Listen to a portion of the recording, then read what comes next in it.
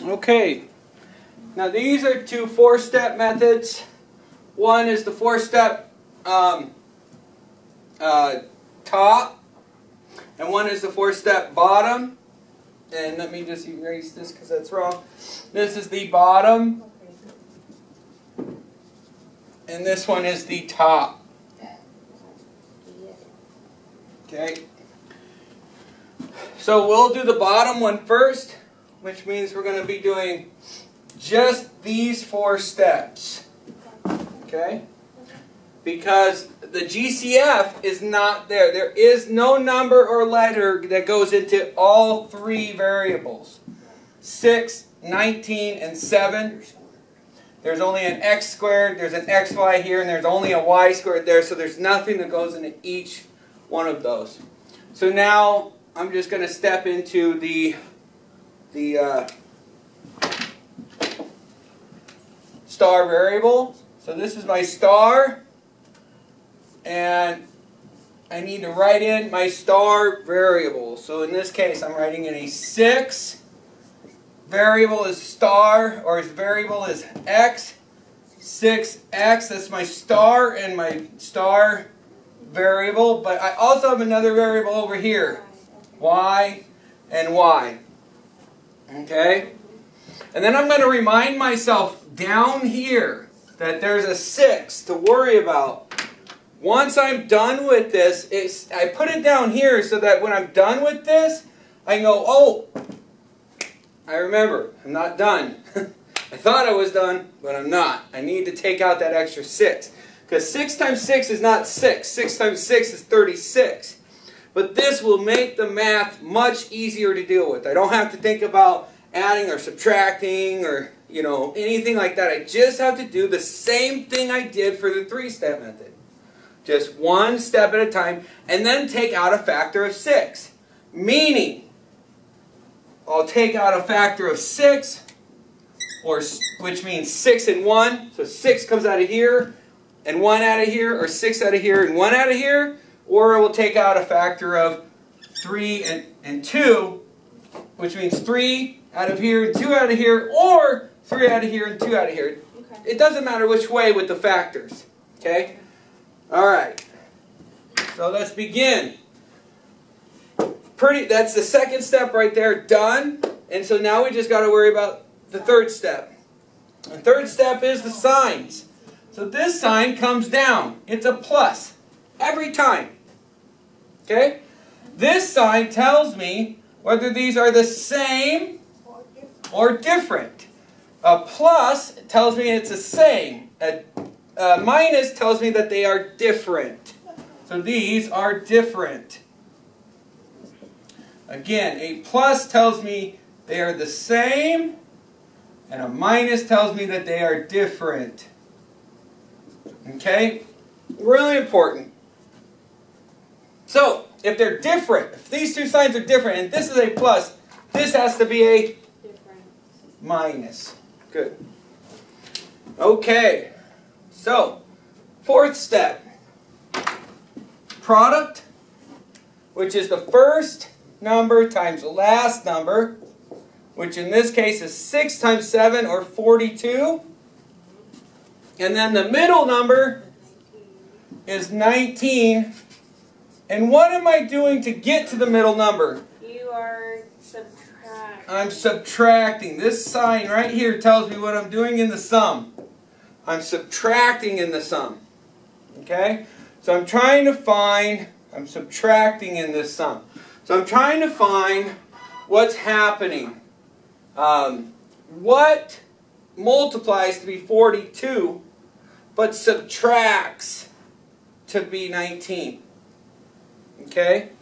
And so I'll take 42 and I'll break it down sometimes. If I can't just think off the top of my head, like, you know, what multiplies to be 6 but subtracts to be 5? 1 and 6. That's pretty simple. I don't have to break that down.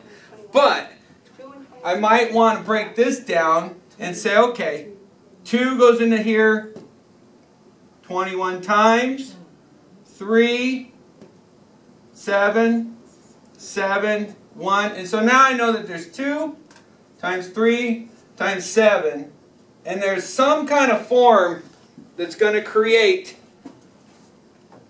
the number 19. And so if I take 3 times 7 right off the bat, minus 2, so I have 21 minus 2, then I have 19. And right there is the answer. Now if I would have taken 2 and 7, it would only be 14, and you can't minus anything from 14 to get 27. So pretty much we were kind of stuck with that, or using a 1 too, right? We could have used 41, but 41 is not the number. So pretty much we're stuck with this whole 7 times 3 deal, which is 21 minus 2.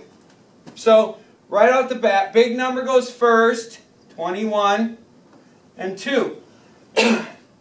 And it's that simple. I mean, it really is that simple. But we're not done, because the star cleanup, I need to be able to take out a number. So if I have this 6x plus 21y and 6x minus 2y, I need to use either 6 and 1 or 3 and 2. 3 and 2. And so 3 goes into this guy, and 2 goes into this guy, and I just divide it through. Everybody on the block pays for the paper. So 3 goes into 6 twice, 3 goes into 21 7 times, and 2 goes into 6 3 times, and 2 goes into 2 once. And so I'm left with this. And if I want to check my work, which you should always do, you can check it. This times this is 6x squared. This times this is minus 2xy. This times this is plus 21xy. And this times this is negative 7y squared. And when I add these like terms, I get plus 19xy and minus 7y squared and 6x squared, which is what I started with. And that's the 4-step method, looking at it from the bottom. Now let's look at it from the top. The top meaning we're going to do the GCF, and then we're going to do the star variable, parentheses, and then the signs, and then the product and sum. But in doing the GCF, we get rid of the leading factor, or the first coefficient, leaving no star cleanup or no star. And if we look at this trinomial, we can see right away that there's a GCF in it, that 4 goes through all of these. If you didn't see that, you could start with 2 and do a 2 again, and then realize, oh, 4 does go into 4, 20, and 96. Goes into there 1 time, 5 times, and 4 twice with 1 left over, and 16. Notice how it's just simple, quick math for division. 4 goes into 9 twice with 1 left over. 16 8 times. What? I mean, sorry, 4 times. And so, therefore, you got x squared minus 5x minus 24. And so you really want to write this down like this. X squared minus 5x minus 24. Okay? So now you have your 2 factors. And that's your GCF. And next is the star variable. So we bring down this right away. My star is that first coefficient, but there is nothing out in front of the x squared. So no star.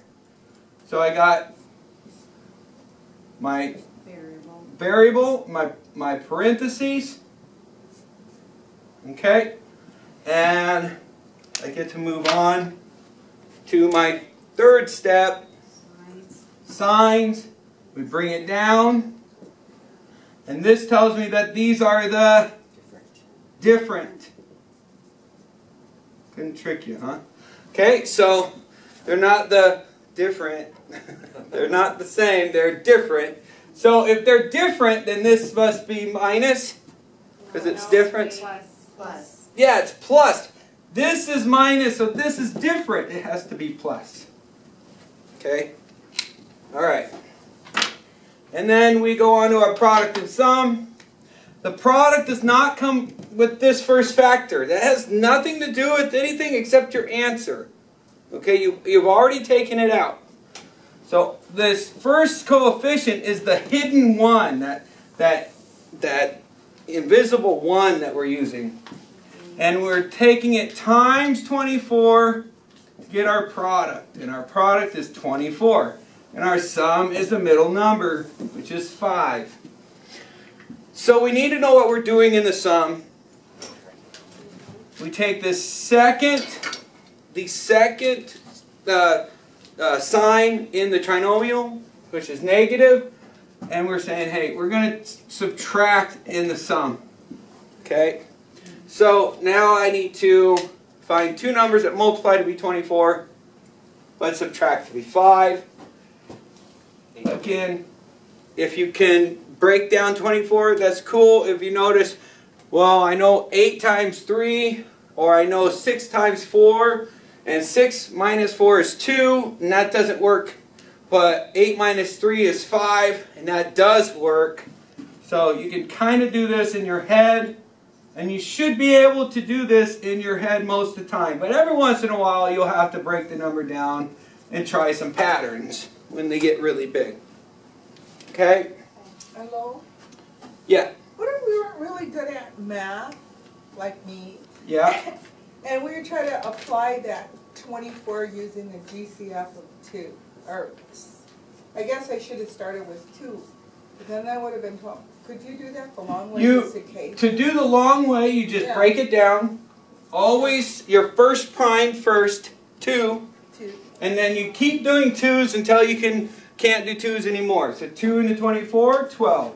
2 into 12, 6. 2 into 6, 3. And then 2 won't go into 3, but 3 will. 1. When you get to 1, you're done. So now you know that you have, these are your factors. You rarely use the 1. So we just look at the other factors, and we have 2 times 2 times 2 times 3. Okay, and so we could say 4 minus 6. Okay. We could say 2 subtracted from 2 times 2, which is 4 times 3 is 12. Or we could say 8. Where do you get 8? Oh, 2 times 2 is 4 times 2 is 8. 8 minus 3. And then we would find it there. And one of those should work. Right. Okay? One of those will work. One of those do work. It has to work. Oh, it doesn't have to.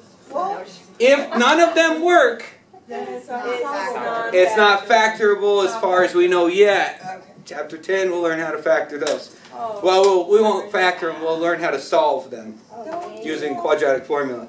But it's not to say they're not solvable. They are solvable using a quadratic formula. But right now you can't factor them. They're not factorable, so we call them prime. Okay. Okay? But in this case, that's what it is. 4-step method. Awesome. Okay?